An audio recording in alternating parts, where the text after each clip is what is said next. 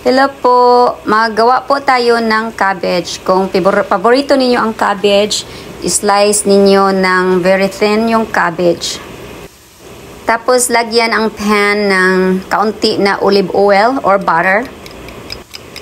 At may 3 eggs ako, tapos ang nilagyan ko ng ng asin, ang itlog at saka turmeric powder, black pepper at saka garlic powder. Then you poured over the cabbage at yun, tapos antayin nyo ng a couple minutes.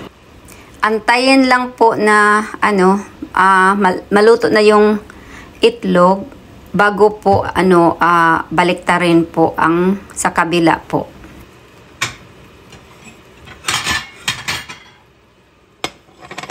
After a couple minutes, babaliktarin na natin tong cabbage natin. Dandahanin lang po para hindi po mapaso. Yan, at saka ibalik natin para lulutuin yung sa kabila. Ngayon, antayin natin for a couple minutes na maluto na yung yung sa kabila po bago po natin kunin. At saka ito, luto na po after a couple minutes.